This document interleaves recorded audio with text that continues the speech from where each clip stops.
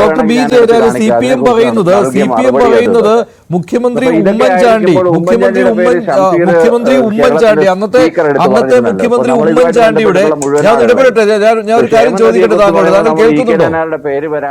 താങ്കൾ കേൾക്കുന്നുണ്ടോ? പറയാൻ പാടില്ല എന്ന് പറഞ്ഞതുപോലെ ഷംസീർ അത് പേരെടുത്ത് പറയുന്നുണ്ട്. താങ്കൾ കേൾക്കുന്നുണ്ടോ?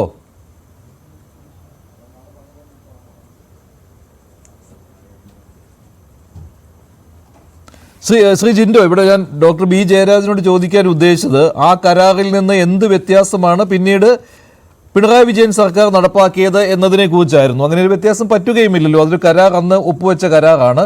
അതിന് പ്രകാരം മുന്നോട്ട് പോകണമെങ്കിൽ ആ കരാർ പാലിച്ചേ പറ്റൂ. അത് പ്രകാരം മുന്നോട്ട് പോവുകയാണ്. പിന്നെ ഈ പരാതിയൊക്കെ ആ സമയത്ത് ഉയർന്നു വന്നത് 6000 കോടിയുടെ കടൽ കൊള്ളയ്ക്കുള്ള ഏർപ്പാടാണ് ഇതൊക്കെ എന്നായിരുന്നു. പക്ഷെ അതിനുശേഷം ഒരു ജുഡീഷ്യൽ കമ്മീഷൻ വന്നിരുന്നു. ആ കമ്മീഷനിലൊന്നും കണ്ടെത്തിയില്ല. പക്ഷെ അതിനു മുമ്പുള്ള CAG റിപ്പോർട്ടിൽ വ്യക്തമായിട്ട് പറയുന്നുണ്ടായിരുന്നു അഴിമതിയുണ്ട് ഈ കരാറിലെന്ന്. അതാണ് പ്രധാനമായിട്ടും CPM വൃത്തങ്ങൾ ഇപ്പോൾ പറയുന്നത്.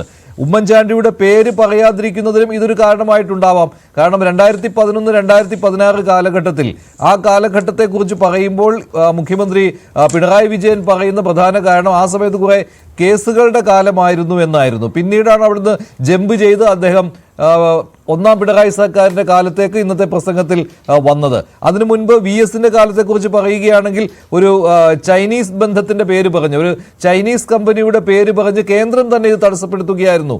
ഇക്കാര്യങ്ങളൊക്കെയാണ് മുഖ്യമന്ത്രി ഇന്നത്തെ പ്രസംഗത്തിൽ ചൂണ്ടിക്കാണിച്ചത്. നിങ്ങളിപ്പോഴും പറയുന്നു ഇത് ഉമ്മൻചാണ്ടിയുടെ കുഞ്ഞാണെന്ന്.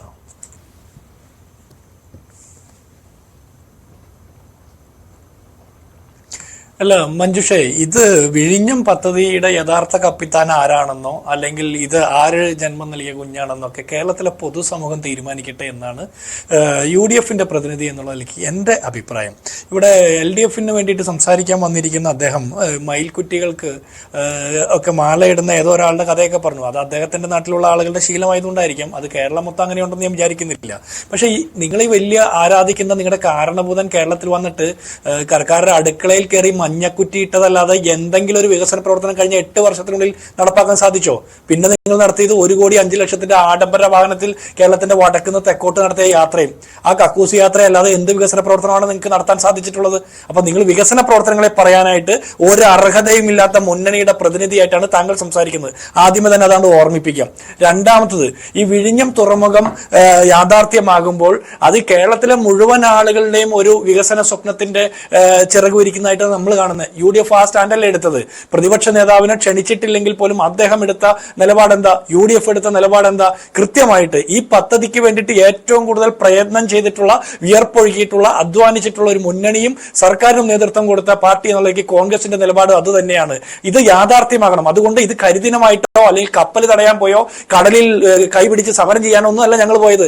ഞങ്ങളെ വിളിച്ചില്ലെങ്കിലും കേരളത്തിലെ ജനങ്ങൾക്ക് യാഥാർത്ഥ്യം അറിയാം എന്നുള്ള തിരിച്ചറിവിൽ തന്നെയാണ് ഈ പരിപാടിക്ക്, ഈ ഉദ്ഘാടനത്തിന് 100% പിന്തുണ കൊടുത്തുകൊണ്ട് ഈ പ്രോജക്റ്റ് നടപ്പാക്കണമെന്ന് ആഗ്രഹിച്ചുകൊണ്ടാണ് ഞങ്ങൾ മുന്നോട്ട് പോകുന്നത്. രണ്ടാമത്തെ കാര്യം, ഈ വിജയ വഴിയിൽ തീരമണഞ്ഞു, സ്വപ്നം തീരമണഞ്ഞു എന്നൊക്കെ പറഞ്ഞ് വിഴിഞ്ഞത്തിന്റെ ആ പ്രൊഫൈൽ മറ്റേ ഇതൊക്കെ ഇടുന്ന പിക്ചറൊക്കെ ഇടുന്ന DYFIയുടെയും CPMന്റെ നേതാക്കന്മാർക്കൊക്കെ ഉളുപ്പും നാണവും അവശേഷിക്കുന്നുണ്ടെങ്കിൽ ഒന്ന് പുറകോട്ട് ചിന്തിക്കണം. 2016 വരെ അന്ന് പിണറായി വിജയൻ, ഇന്നത്തെ കേരള മുഖ്യമന്ത്രി പിണറായി വിജയൻ പറഞ്ഞത് 6000 കോടി രൂപയുടെ അഴിമതിയാണ് ഉമ്മൻചാണ്ടി നടത്താൻ വേണ്ടി പ്ലാൻ ചെയ്തു എന്ന്.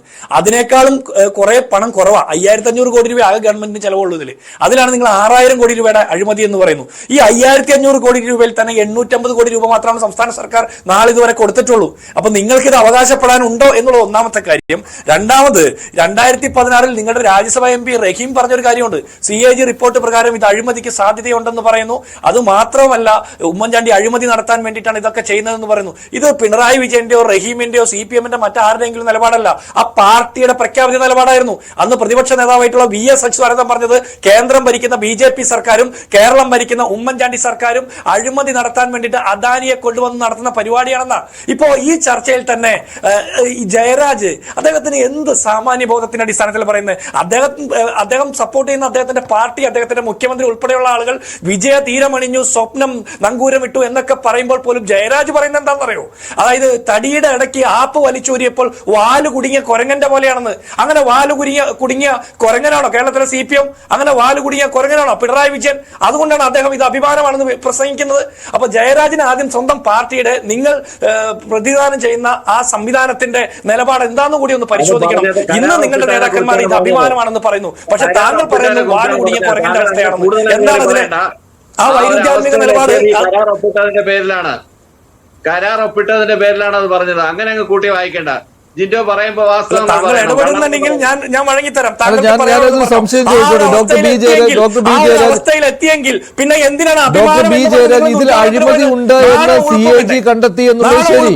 ഒരു സെക്കൻഡ് ജിൻഡോ, ഇതിൽ അഴിമതി രാജ്യത്തിന്റെ ഒരു സെക്കൻഡ് ഡോക്ടർ ബി ജയരാജ്, ഇതിൽ അഴിമതി ഉണ്ട് എന്ന്, അതായത് ഉമ്മൻചാണ്ടി സർക്കാർ അദാനിയുമായി ഒപ്പിട്ട കരാറിൽ അഴിമതി ഉണ്ട്, ഇത് അഴിമതി നടത്തുന്നതിന് കളമൊരുക്കുന്നതാണ്. ഇവിടെ 30 വർഷം എന്നുള്ള കരാർ കാലാവധി അത് 40 വർഷമാക്കിയത് വഴി 29,000 കോടി രൂപ അദാനിക്ക് കിട്ടുന്നു, അത് അഴിമതിക്ക് കളമൊരുക്കുന്നതാണ് എന്ന രീതിയിലുള്ള CAG കണ്ടെത്തൽ. അതിന്റെ ബേസിസിലാണല്ലോ അവിടെ ഒരു ജുഡീഷ്യൽ കമ്മീഷനെ തന്നെ നിയോഗിച്ചത്. പിണറായി സർക്കാരാണല്ലോ അങ്ങനെ ഒരു ജുഡീഷ്യൽ കമ്മീഷനെ നിയോഗിച്ചത് ഉമ്മൻചാണ്ടി സർക്കാരിന്റെ ഈ കരാറിനെതിരായിട്ട് അന്വേഷണം നടത്തുന്നതിന് വേണ്ടി. പക്ഷേ ജുഡീഷ്യൽ കമ്മീഷന്റെ കണ്ടെത്തൽ എന്താണ്? ഒരഴിമതിക്കും സാധ്യതയില്ല എന്നായിരുന്നു. അതോടുകൂടി ഉമ്മൻചാണ്ടിക്ക് അവിടെ ക്ലീൻ ചിറ്റ് കിട്ടുകയാണ്. പിന്നെയും നിങ്ങൾ ഉമ്മൻചാണ്ടിയെ എന്തിനു കുറ്റപ്പെടുത്തുന്നു? നിങ്ങളുടെ ഇച്ഛാശക്തി കൊണ്ട് നടപ്പാക്കിയ ഒരു പദ്ധതിയാണ് എന്ന കാര്യത്തിൽ യാതൊരു സംശയവുമില്ല. കാരണം ഒരു കരാർ ഉണ്ടാക്കി വെക്കുകയും ഒരു കല്ലിടുകയും ചെയ്തതുകൊണ്ട് മാത്രം ഒരു പദ്ധതി യാഥാർത്ഥ്യമാവുകയില്ല. അവിടെ നിന്ന് അങ്ങോട്ട് ശരിയാണ്, പിണറായി സർക്കാരിന്റെ കാലത്ത് അത് തുടർഭരണം കിട്ടിയതോടുകൂടി അതൊന്നുകൂടി ഗുണകരമായി മുന്നോട്ട് പോവുകയും ഇപ്പോൾ ട്രയൽ റൺ പൂർത്തിയാവുകയും ചെയ്തു. ശരി, അതൊരു ഇച്ഛാശക്തിയുടെ വിജയം തന്നെയാണ്. പക്ഷേ ഈ കരാറിൽ ഒരു പ്രശ്നവും കാണിക്കാത്ത ഉമ്മൻചാണ്ടിയെ എന്തിനിങ്ങനെ ഇപ്പോഴും ഈ വിവാദത്തിലേക്ക് വലിച്ചഴയ്ക്കുന്നു? അദ്ദേഹത്തിന്റെ പേര് പോലും പരാമർശിക്കാതെ പോകുന്നു. അതിലൊരു മനസാക്ഷിക്കുത്തുള്ളത് കൊണ്ടല്ലേ ഷംസീറിന് ഇങ്ങനെ പറയേണ്ടി വന്നത് ഫേസ്ബുക്കിലാണെങ്കിലും?